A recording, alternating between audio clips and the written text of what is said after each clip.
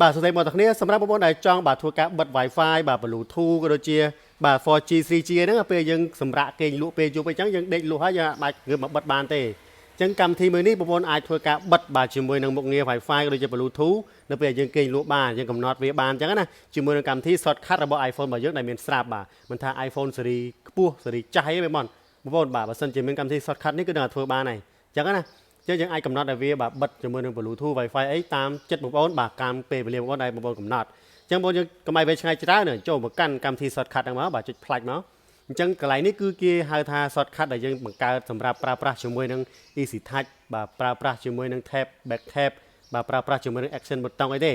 បាទប៉ុន្តែខ្ញុំចង់ឲ្យនិយាយពាក់ទងទៅនឹង Automation នេះយើងចុចចូល Automation នេះមកបាទយើងកំណត់ឲ្យយើងបិទ Auto អញ្ចឹងណាចុចចូល New ហ្នឹងមកបាទអញ្ចឹងបងប្អូនយើងចុចចូលពាក្យ Time of Day បាទ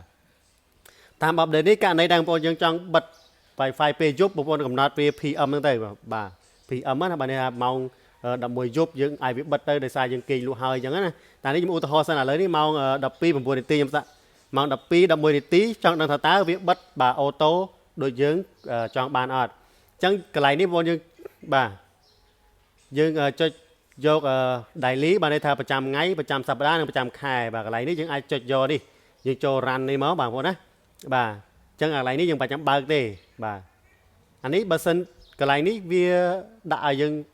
សួរបាទន័យថាតើយើងចុច confirm มันវាបិទតែដោយសារយើងគេងលក់ហើយយើងមិនអាច confirm បានទេយើងចូលកណ្ដាលនេះមកបាទបន្ទាប់មកបងប្អូនយើងចុចពាក្យថា next នេះមកបងប្អូនណា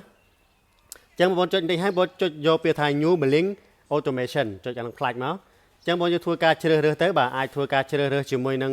បាទ Bluetooth បាទបិទ Bluetooth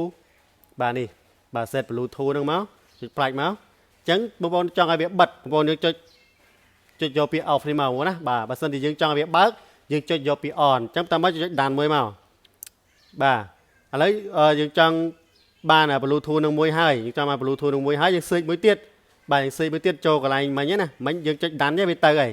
តើហ្នឹងបងអញ្ចឹងយើងចុច search កន្លែងនេះមួយទៀតមកយើងដាក់ថា Wi-Fi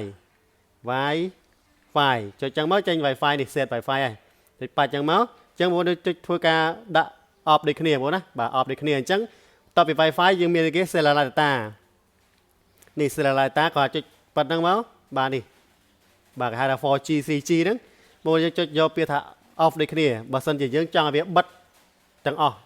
តើនេះបងណាបាទមកបន្តពីបន្តយប់ទៅយើងគេងលក់ហើយយើងចង់ឲ្យបិទទាំងអស់យើងចុចប៉ុណ្្នឹងមកអញ្ចឹងយើងចុចតានមកបាទនេះដោយសារតែម៉ោង12លើបងជាក់ស្ដែងមកគឺបើកហើយបងណាអានេះយើងថាខ្ញុំបើកអស់សិនបើក Bluetooth បើកអីអស់សិន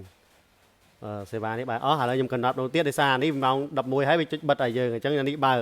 តោះនេះបងបាទយើងមើលចាក់ស្ដែងដាក់កំណត់ម៉ោង30ថ្មីបាទដាក់12នាទីចុះចង់ដឹងថាតើវាដំណើរការដូចយើងបាទចង់បានអត់អូខេឥឡូវបងឃើញហ៎កំពុងតែបើកទិន្នន័យរបស់យើងបើកទាំងអស់ហើយនៅពេលយើងឧទាហរណ៍ពេលយប់យើងគេងលក់ហើយណាអញ្ចឹងនៅពេលដែលម៉ោង12នាទីវានឹងធ្វើការបិទបាទ Bluetooth អីហ្នឹងឲ្យយើងបានយ៉ាងស្រួលតែម្ដងឥឡូវនេះវាអត់ដល់ពេលម៉ោង12នាទីទេទៅម៉ោង11នាទីទេបាទអធិស្ឋាននិយាយញាប់ពេកបាទធ្វើឲ្យប៉ះពាល់ទៅដល់ការស្ដាប់អញ្ចឹងណាអញ្ចឹងនៅពេលដែលម៉ោង12នាទីវាធ្វើការបិទជាមួយនឹងមុខងារទាំងអស់នេះដែលយើងបានកំណត់ឲ្យវាបិទតោះនេះបងបាទអញ្ចឹងនេះឥឡូវយើងតម៉ោង12នាទីណាបងណាបាទអញ្ចឹងវានឹងធ្វើការបិទទាំងអស់ឃើញទេបងណាបាទគឺងាយស្រួលមែនតើបងប្អូនសួរថាចំអាហ្នឹងយើងបិទចុះបើយើងចង់ឲ្យវាបើកអូតូបានដូចគ្នាបងណាបាទធ្វើតាមវិធីសាស្ត្រមិញហ្នឹងដូចគ្នាបាទចូលមកកាន់កម្មវិធី shortcut របស់យើងដដែលមកបាទកន្លែងនេះបើសិនជាបងប្អូនខ្ជិលប្រើមើលទៅលក្ខណៈថាវាពិបាកបងប្អូនអាចធ្វើការឆូតចេះមកយើងអាចលុបទៅគឺវាដំណើរការអ្វីមកបាទដូចដើមយើងចង់បិទក៏បិទបើកក៏បើកអញ្ចឹងណាតែបើសិនជាបងប្អូនចង់ប្រើប្រាស់វាជាប្រចាំថ្ងៃបាទគួរតែធ្វើទៅដូចមិញអញ្ចឹងណាបាទទំព័រម៉ោងបងប្អូនមិនដាក់ម៉ោងដូចខ្ញុំទេណាដាក់ម៉ោងមិន10យប់ឬក៏2 10យប់ដែលបងប្អូនគិតថាកូនបងប្អូនគេងហើយអញ្ចឹងណាបាទឲ្យវាបិទអូតូទៅដើម្បីសុវត្ថិភាពទៅលើ 3G របស់យើងក៏ដូចជាសុខភាពរបស់យើងពេលប៉ះពាល់ Wi-Fi អញ្ចឹងទៅហើយយើងចង់ពេលព្រឹកឡើងយើងចង់ឲ្យវាបើកអូតូយើងបើកតែយើងអត់ចង់បើកទាំងអស់ហើយអត់ចង់បើក Wi-Fi ចង់បើក Bluetooth ទេយើងចង់បើក 3G ទេព្រោះព្រឹកឡើងត្រូវការប្រើអ៊ីនធឺណិតអញ្ចឹងបងប្អូនអត់មាន Wi-Fi អញ្ចឹងណាអញ្ចឹងបងយើងធ្វើការអាចកំណត់ចូល automation នេះមកបងប្អូនអាចធ្វើការចុចសញ្ញាបូកនេះបាទករណីនេះបើសិនជាបងប្អូនចង់លុបចេញបាទចង់បិទអាមុខងារដែលយើងចង់បើកមិញហ្នឹងយើងអាចធ្វើការទាញចេញមកលុបបានហើយយើងចង់ធ្វើការបន្ថែមទៀតយើងចាប់ដើមចូលសញ្ញាបូកនេះមកបាទបងប្អូនយើងយកពាក្យថា time of day ហ្នឹងមកតោះមកបងជ្រើសរើសបាទពេលវេលាពេលព្រឹកម៉ោង7ម៉ោង8តែ តែពនងើបហ្នឹងបងអាចធ្វើការកំណត់បានតមកបងចុច next មកបាទចុចនេះមកយើងចុចចូលពាក្យថា new billing បាទ new billing ហ្នឹងមកហើយយើង search ទៅបងចង់បើកគេចង់បើក 3G ឬក៏ 4G អីចឹងណាបាទចុច search អីចឹងទៅតឹងយើងដាក់យើងយកពាក្យ on ហ្នឹងត្រូវហើយបងណាបាទបើសិនជាយើងចង់បិទគឺដាក់ off ចុចលើពាក្យ off នេះមក